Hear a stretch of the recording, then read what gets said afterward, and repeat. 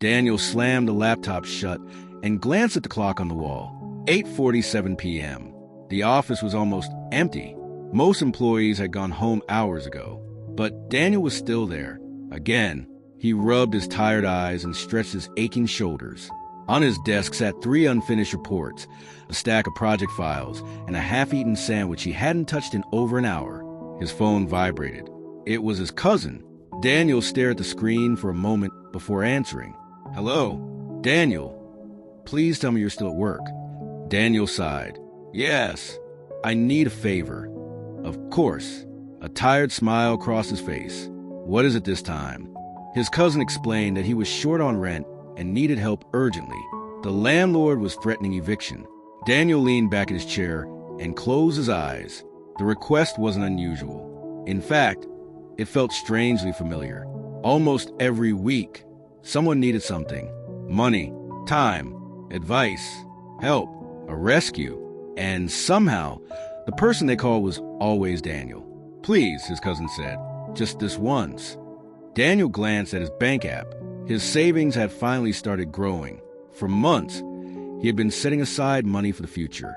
A better apartment for his mother, a little financial security, a chance to breathe. But hearing the desperation in his cousin's voice made it impossible to refuse. "Okay," Daniel said quietly. Relief flooded through the phone. "Thank you. I knew I could count on you." After the call ended, Daniel stared at the dark screen. 3 words echoed in his mind. "I could count on you." People said that about him all the time. At work, at home, among friends, among relatives. Everyone could count on Daniel. The problem was that Daniel was beginning to realize he could no longer count on himself. If stories like this resonate with you, take a moment to like this video, subscribe to Echoes of the Wise, and let us know in the comments where you're watching from. Now let's continue. Outside the office tower, Nairobi was alive.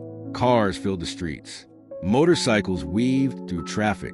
Street vendors called out to passing pedestrians. The city never seemed to sleep. Daniel joined the crowd heading home. Despite his exhaustion, his mind remained occupied. Tomorrow would be another long day, and another, and another. At 24 years old, Daniel worked as a junior project coordinator for one of Nairobi's growing construction companies. The job paid enough to survive, not enough to thrive. But Daniel had bigger plans. Ever since his father passed away 5 years earlier, he had carried a promise in his heart. One day, he would give his mother a better life. One day, she would stop worrying about bills. One day, she would finally rest. That dream kept him moving forward. Even on days when he felt like giving up, when he arrived at their apartment building, he climbed 4 flights of stairs and opened the door. The smell of freshly cooked food greeted him immediately. His mother smiled from the kitchen. "You're late again." Daniel laughed softly. Work always seems to find you." She placed dinner on the table. As they ate, she watched him carefully. Mothers notice things other people miss. The dark circles under his eyes, the tension in his shoulders, the way he forced smiles when he was tired. "You look exhausted." "I'm fine. You always say that." Daniel shrugged. "It's been busy." His mother nodded, but her expression suggested she wasn't convinced. After dinner, Daniel opened his laptop. More work. His manager had asked him to review documents before morning. The request technically wasn't his responsibility, but saying no had never come naturally to him. The following morning, Daniel arrived at the office before sunrise. As he stepped inside, he noticed several co-workers gathered near the coffee station. One of them waved him over. "Daniel, you're a lifesaver." Daniel smiled. "What happened?" The co-worker explained that he had fallen behind on a major assignment. A deadline was approaching. Could Daniel help? Just for a little while. Daniel looked at his own workload. It was already overwhelming, but he heard himself answering before he had time to think. "Sure." The co-worker grinned. "I owe you one." That phrase followed Daniel everywhere. "I owe you one." Yet strangely, the debts never seemed to be repaid. Weeks passed. The pattern repeated itself. Someone forgot a report. Daniel fixed it. Someone missed a deadline. Daniel stayed late. Someone made a mistake. Daniel corrected it. His reputation continued growing. Managers trusted him. Co-workers relied on him. Clients appreciated him. Everyone praised him. Daniel is dependable. Daniel always helps. Daniel never complains. The compliments felt good at first, then something changed. People stopped asking whether he could help. They simply assumed he would. His willingness became an expectation. One Friday evening, as employees prepared to leave for the weekend, Daniel's manager called him into the office. Close the door. Daniel sat down. The manager smiled. "I have good news." Daniel felt his heart skip. Good news was rare. The manager leaned forward. "The company is creating a new project manager position." Daniel listened carefully. "The executive team will choose someone internally." His pulse quickened. A promotion, the very opportunity he had been waiting for. The manager continued, "You are one of the strongest candidates." For a moment, Daniel could hardly breathe.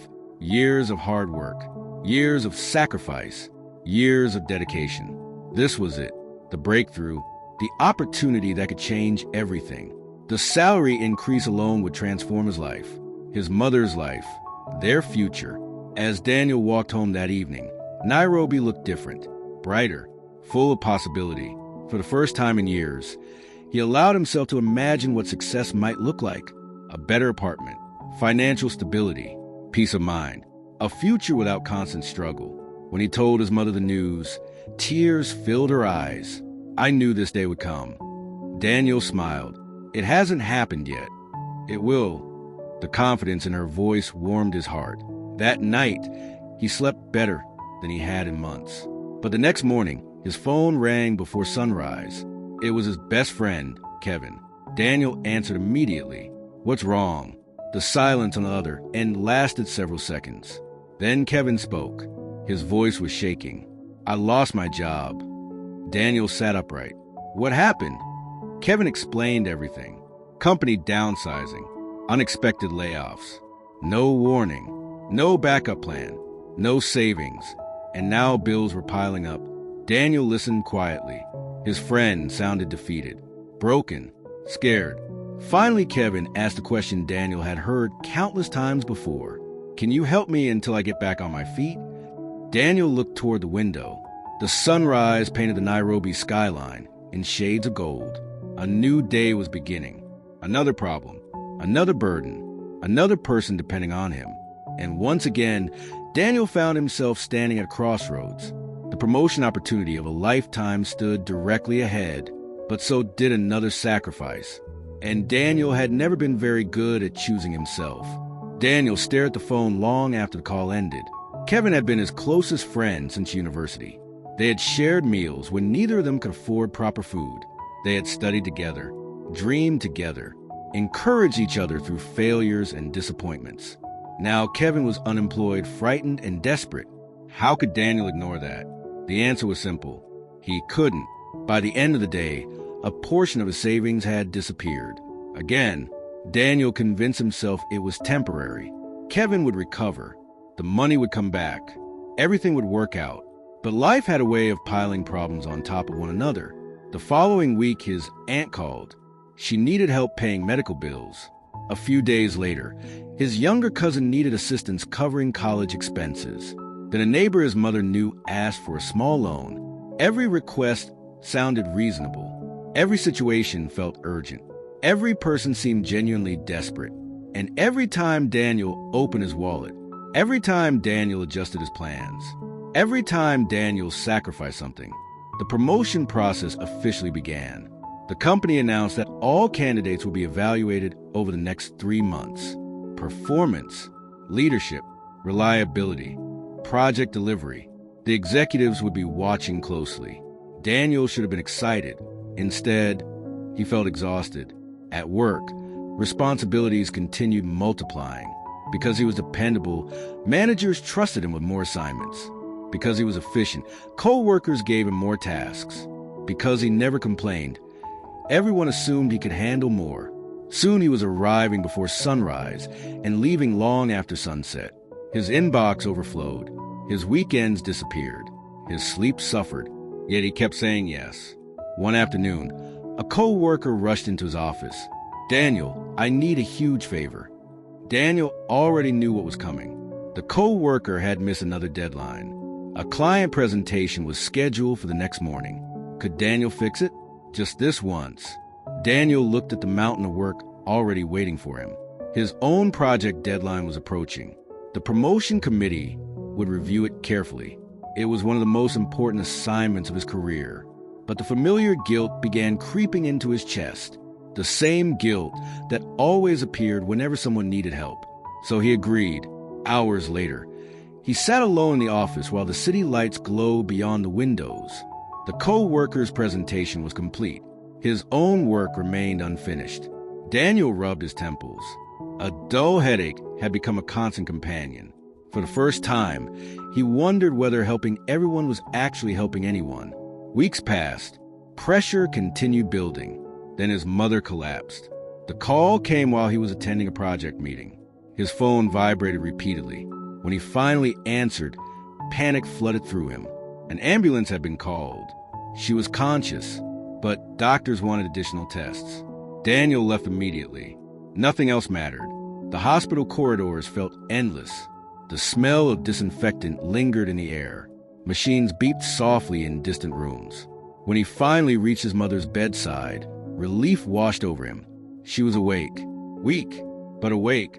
The doctors explained that stress and exhaustion had contributed to her condition. She needed rest, proper care, medication, follow-up appointments. Daniel nodded through the explanations. Inside, however, a storm was forming. Medical expenses, more responsibilities, more pressure, more sacrifices. That night, he sat beside her hospital bed while she slept. The room was quiet. For the first time in months, there was nobody asking him for anything. No phone calls, no requests, no favors, just silence. And in that silence, Daniel felt something he hadn't allowed himself to feel before. Anger, not toward his family, not toward his friends, not toward his co-workers, toward himself. Because deep down he knew the truth. Nobody had forced him to carry all these burdens. Nobody had demanded he save everyone. Nobody had ordered him to sacrifice every piece of himself. He had done it willingly, one yes at a time. His mother opened her eyes. She noticed the worry on his face immediately. Daniel, he looked up. You need to rest. He laughed softly. I'm okay. She reached for his hand. No, you're not. The words struck harder than he expected. For a moment, neither of them spoke. Then she asked quietly, when was the last time you did something for yourself? Daniel searched for an answer. Nothing came.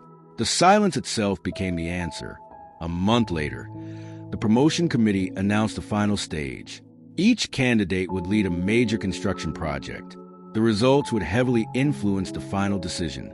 This was Daniel's opportunity. The opportunity. Everything depended on it. If he succeeded, the promotion was almost guaranteed. If he failed, years of effort could disappear. Determined to give his best, Daniel threw himself into the project. But life wasn't finished testing him. Kevin still needed support. His cousin still needed money. Medical appointments continued. Co-workers continued asking for help. Managers continued assigning extra responsibilities. Every day felt like carrying another stone, then another, then another. Eventually, the weight became impossible to ignore. Daniel began forgetting things. Small mistakes appeared. Deadlines slipped. His concentration weakened.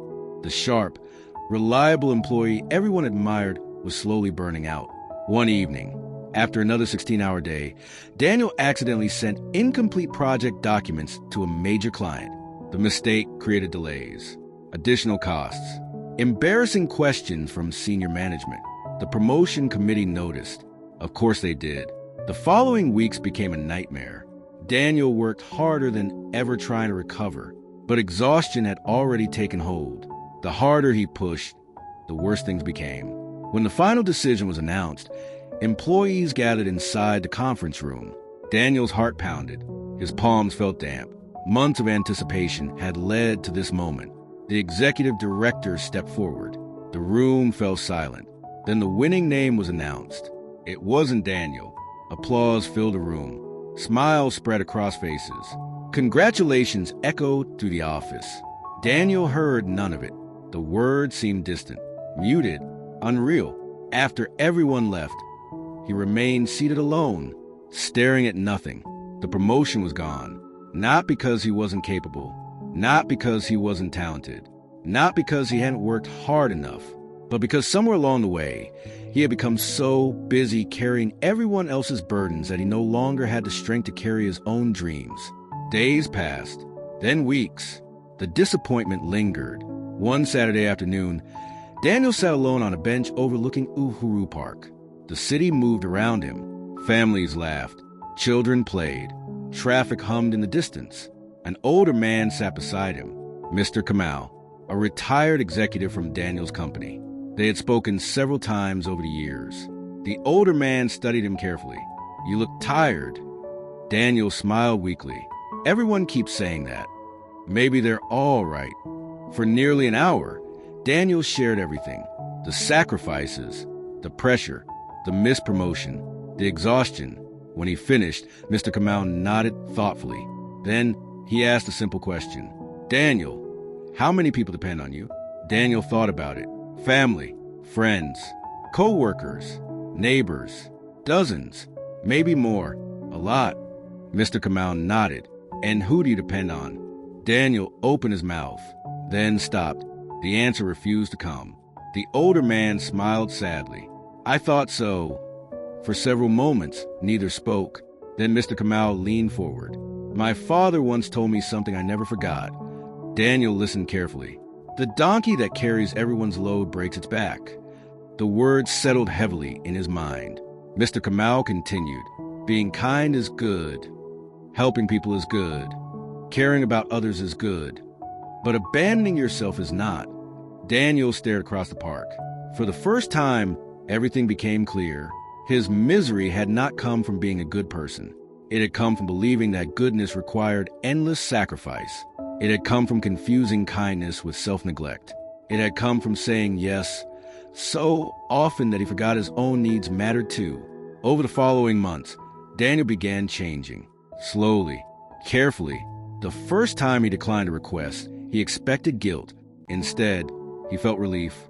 The second time became easier. Then the third. He still helped people. He still cared. He still showed generosity. But he finally learned something most people discover far too late. A person cannot continuously pour into others while remaining empty themselves. Eventually, something breaks. And when it does, nobody can fix it for you. If this story touched your heart, take a moment to like this video, subscribe to Echoes of the Wise, and share with someone who always carries everyone else's burdens. And now we'd love to hear from you. Have you ever felt exhausted from constantly helping others while neglecting yourself? Tell us your experience in the comments below. Remember, the donkey that carries everyone's load breaks its back. Protecting your peace doesn't make you selfish. Sometimes it's the wisest thing you can do.